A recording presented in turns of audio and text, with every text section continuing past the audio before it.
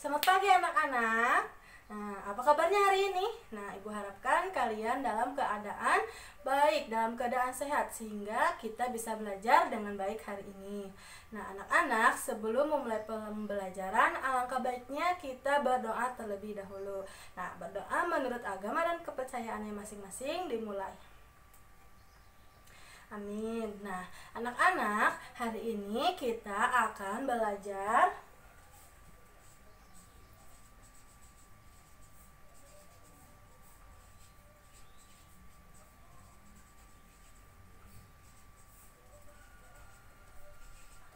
Hari ini kita akan belajar tema 8, subtema 4, pembelajaran 6. Nah, tujuan pembelajaran hari ini, Ibu harapkan kalian dapat menemukan ciri-ciri dari kalimatannya, dapat menyuti kalimatannya, dapat menyelesaikan permasalahan mengenai satuan waktu, lalu dapat menemukan akibat dari sikap tidak bisa bersatu dalam kebersamaan. Oke, siap ya anak-anak? Nah, sebelum memulai pembelajaran, Ibu mau kita tepuk semangat dulu. Nah, di sini sudah pada tahu tepuk semangat? Nah, ayo kita lakukan sama-sama ya. 1, 2, 3, tepuk semangat. Semangat. Semangat. Nah, karena tadi sudah tepuk semangat, maka kalian pasti sudah siap untuk belajar. Nah, anak-anak, di sini Ibu memiliki beberapa gambar. Nah, coba kita perhatikan terlebih dahulu gambar-gambar berikut.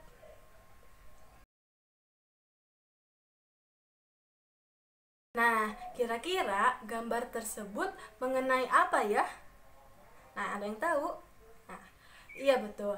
Gambar tersebut mengenai banjir. Nah, banjir tersebut terjadi di Indonesia. Nah, anak-anak, Indonesia sudah memasuki musim penghujan. Setiap hari pasti akan ada hujan turun. Sudah 1 bulan lamanya Indonesia diguyur hujan, sehingga terdapat beberapa tempat yang terkena banjir sehingga warga-warganya harus mengungsi seperti yang ada dalam gambar berikut ya.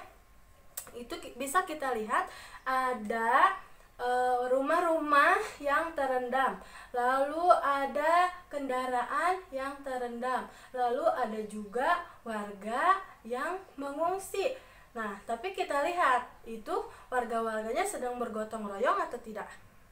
Iya, warga-warganya sedang bergotong royong membantu warga yang lain untuk mengungsi. Nah, sekarang Ibu ingin bertanya, apakah kalian pernah melihat banjir? Nah, Ibu yakin pasti kalian sudah pernah melihat banjir, baik itu di TV, di buku, di handphone, ataupun dari media yang lainnya. Nah, dari gambar tersebut, gambar tadi yang sudah Ibu berikan, Ibu memiliki beberapa pertanyaan untuk kalian jawab. Nah, soal pertama yaitu, apa yang akan kalian lakukan jika terkena banjir? Betul ya, yang pertama adalah kita harus mematikan dulu aliran listrik. Yang kedua, kita menyelamatkan barang-barang yang bisa diselamatkan, seperti misalnya dokumen-dokumen seperti akte kelahiran, kartu keluarga, dan juga masih banyak yang lainnya lagi. Nah, lalu jika ada instruksi untuk mengungsi, maka segeralah mengungsi. Dan jika ada kesempatan sebelum mengungsi, persiapkan dulu pembekalan, seperti misalnya menyiapkan baju, menyiapkan makanan, obat-obatan, membawa dokumen, lalu membawa jaket, atau misalnya membawa selimut tipis untuk keperluan mengungsi 2-3 hari. Nah, pertanyaan kedua yaitu, mengapa bisa terjadi banjir? Ayo, ada yang tahu mengapa bisa terjadi banjir? Iya betul, banjir terjadi karena banyaknya orang-orang yang membuang sampah sembarangan. Mungkin kalian atau Ibu juga masih membuang sampah sembarangan. Maka dari itu kita seharusnya menyadari diri sendiri untuk tidak membuang sampah sembarangan. Nah, selain membuang sampah sembarangan, ada yang tahu lagi?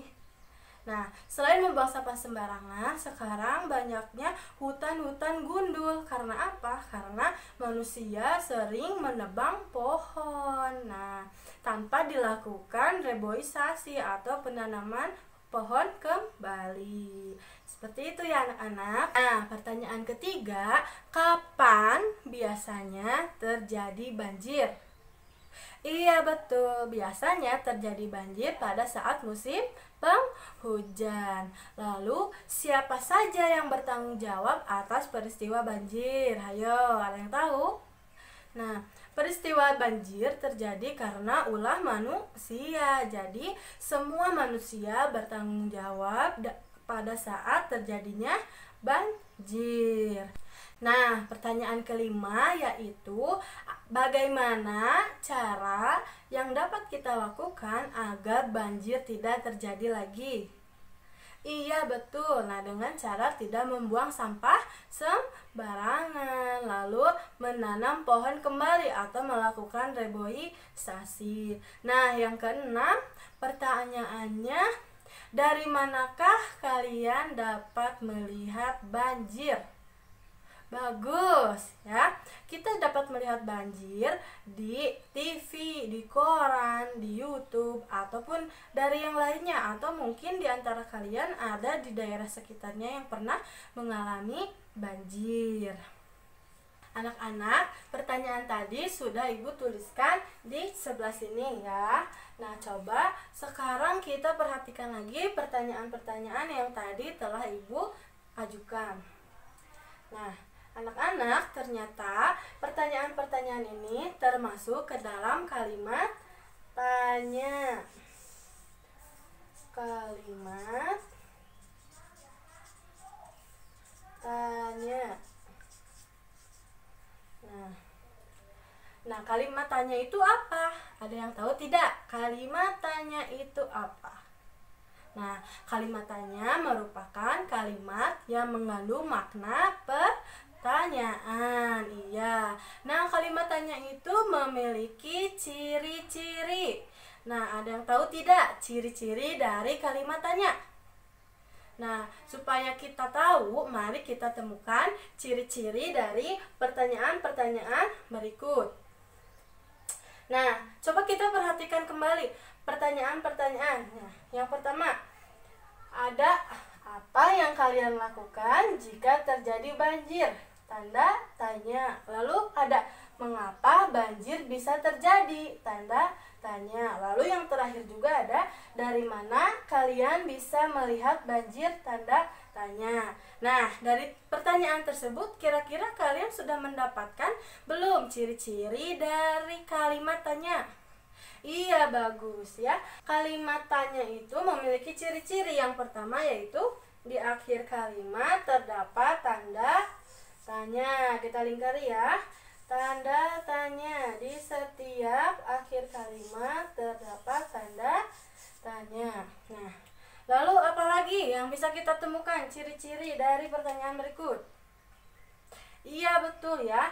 Di awal kalimat menggunakan kata tanya. Nah, kata tanya itu apa aja ya? Nah, kata tanya itu ada apa, mengapa, kapan, siapa, bagaimana, dari mana. Nah, ciri yang pertama tadi apa? Di akhir kalimat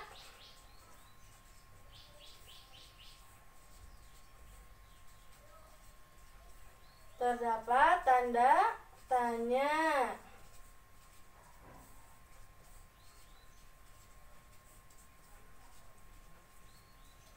Yang kedua apa tadi?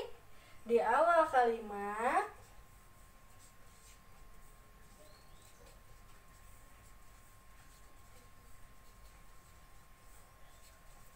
ada kata tanya.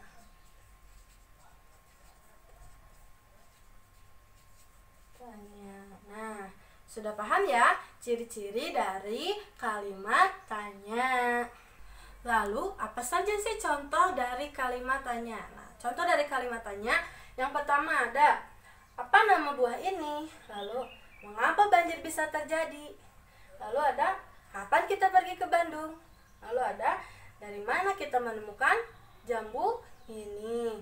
Nah, anak-anak, banyak sekali contoh dari kalimat tanya. Kalian bisa mencarinya di buku ataupun bisa mencari-cari lewat internet. Kalian bisa melakukannya bersama orang tua ataupun kakak ataupun adik. Nah, anak-anak, di sini Ibu mempunyai 4 buah amplop yang mana isinya itu berisikan kata-kata acak yang nanti akan kita susun menjadi sebuah kalimat tanya. Nah, sekarang kita coba buka amplop yang pertama ya. Anak-anak, isi dari amplop yang pertama itu ada kata mengungsi, harus, kapan, tanda tanya, lalu kita. Nah, sekarang kita coba susun kata-kata tersebut menjadi kalimat tanya. Nah, ada yang tahu caranya seperti apa? Nah, yang pertama yaitu kita ingat lagi ciri-ciri dari kalimat tanya. Apa? Di awal kalimat menggunakan kata tanya. Nah, coba dari sini mana yang termasuk kata tanya? Iya, betul. Yang termasuk kata tanya dari kata-kata acak ini adalah kapan. Kita tulis di sebelah sini ya. Kapan. Nih. Lalu apalagi? Kita sambungkan kata-kata yang cocok untuk kelanjutan dari kata ini ya. Yaitu kapan kita apalagi harus mengungsi.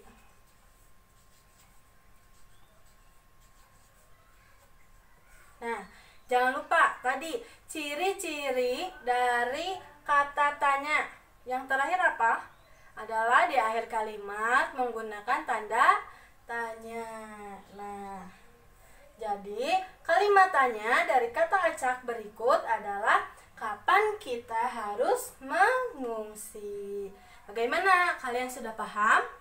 Nah, untuk menambah pemahaman kalian, coba kerjakan soal-soal berikut.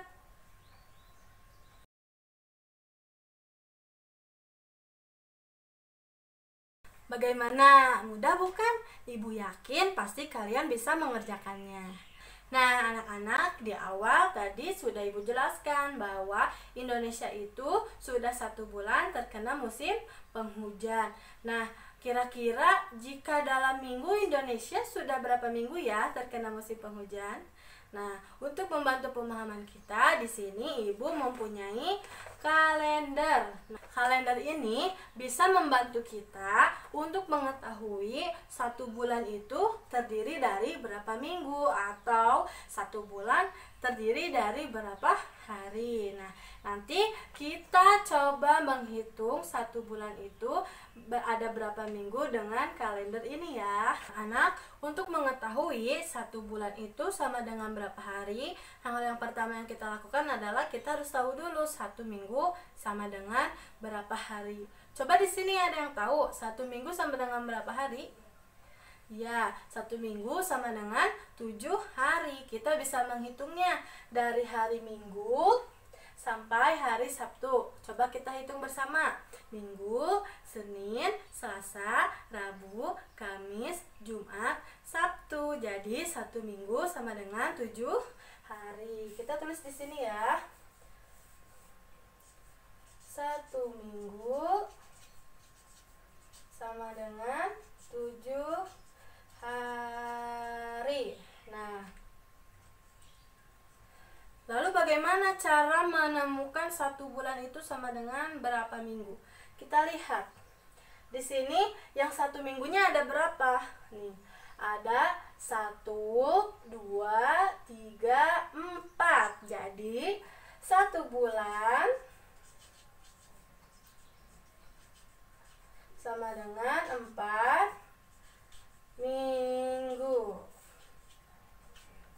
Nah, kalau misalnya kalian ingin tahu 1 bulan itu sama dengan berapa hari, nah bagaimana caranya? Kita lihat dulu di angka pertama. Di angka pertama itu ada angka 1. Lalu di angka terakhir ada angka 30. Nah, jadi 1 bulan itu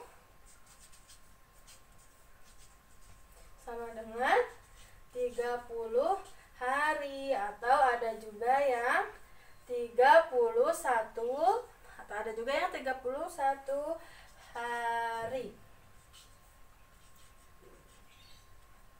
Nah, jika 1 tahun, kalian ada yang tahu tidak? 1 tahun itu terdiri dari berapa bulan? 1 tahun berapa bulan? Ada yang tahu? Nah, coba kita hitung dulu dari bulan pertama apa? Januari, Februari, Maret, April, Mei, Juni, Juli, Agustus, September, Oktober, November, Desember. Jadi 1 tahun terdiri dari 12 bulan. Nah, anak-anak, ini dinamakan dengan satuan waktu.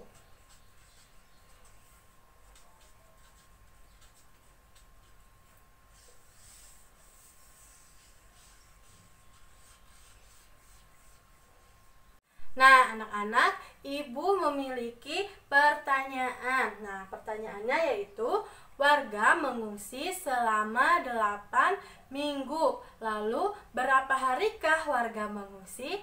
Dan berapa bulankah warga mengungsi? Nah, ada yang tahu tidak caranya seperti apa? Cara menyelesaikannya? Nah, kita selesaikan dulu bersama-sama.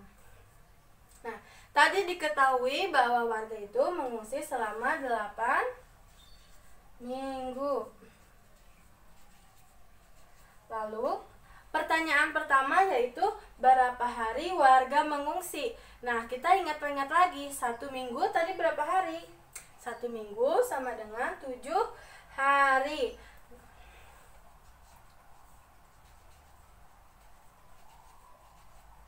Sama dengan 7 hari.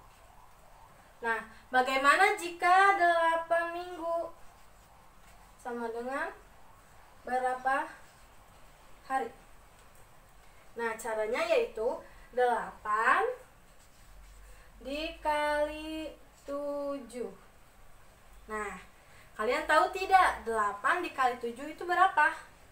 Nah, kita bisa menggunakan jari matika. Untuk angka 8 kita tutup 3 jari. Lalu untuk angka 7 kita tutup 2 jari. Nah, tambahkan 3 tambah 2 5. 2 kali 3 6. Jadi 8 kali 7 sama dengan 56. Atau bisa juga menghitung 8 ditambah 8 ditambah 8 ditambah 8 ditambah 8 ditambah 8 ditambah 8 sama dengan 56. Nah, jadi warga mengungsi selama 56 hari. Nah, sekarang pertanyaan kedua, yaitu ditanyakan berapa bulan. Nah, kita ingat lagi tadi, 1 bulan sama dengan 4 minggu. Jadi, kalau 8 minggu,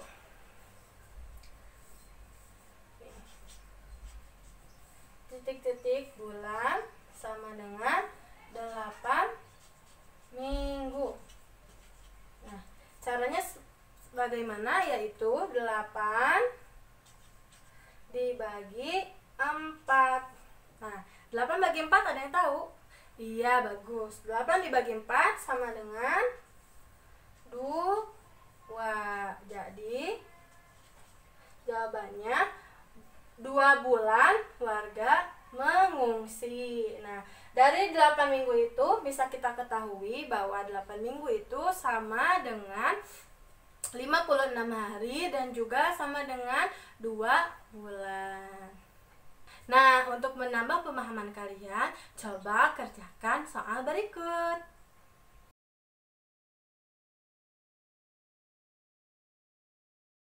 Nah, bagaimana? Mudah bukan? Ibu yakin kalian pasti bisa mengerjakannya. Nah, sekarang kita coba bahas soal nomor 1. Nah, soal nomor 1 yaitu masyarakat menyalurkan bantuan selama 3 bulan. Lalu yang ditanyakan yaitu berapa minggu masyarakat menyalurkan bantuan. Nah, caranya seperti apa? Kita ingat dulu ya. 1 bulan itu terdiri dari berapa minggu?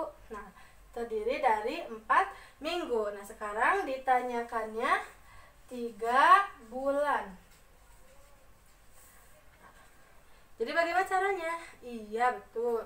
3 dikali 4 sama dengan 12. Jadi, masyarakat menyalurkan bantuan selama 12 minggu. Nah, bagaimana anak-anak? Sudah paham? Ya. Nah, anak-anak, tadi sudah dijelaskan bahwa peristiwa banjir itu menyebabkan warga menjadi banyak yang mengungsi.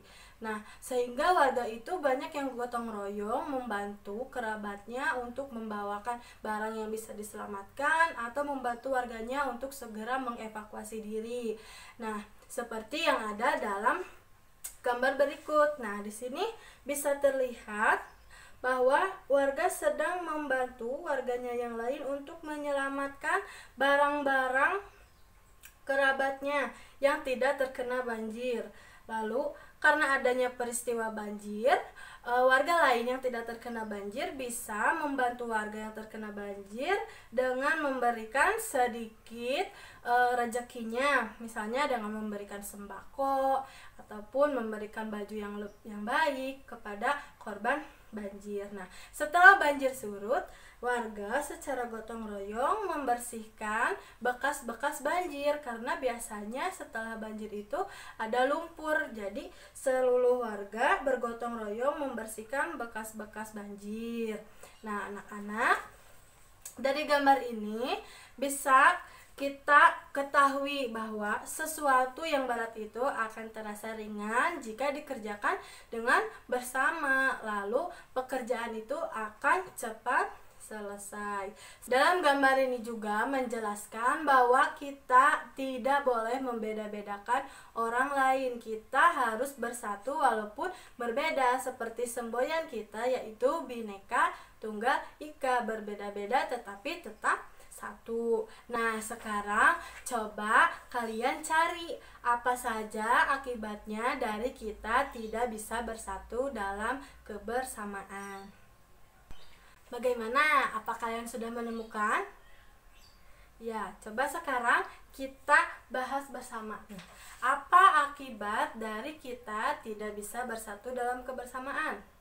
Ya, betul. Yang pertama adalah kita tidak mempunyai teman.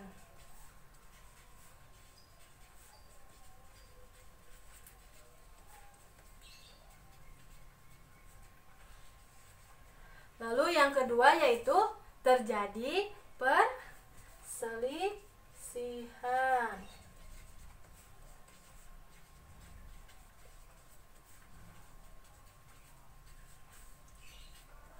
Yang ketiga, ada yang tahu apa? Nah, yang ketiga yaitu pekerjaan akan lama selesainya.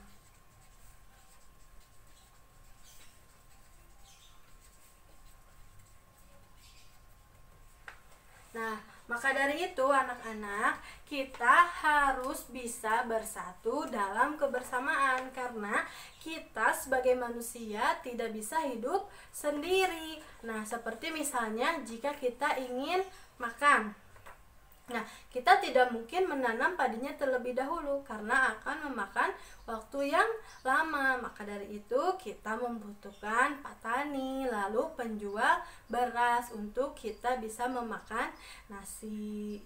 Anak, materi sudah selesai. Ibu harapkan kalian bisa memahami materi dengan baik.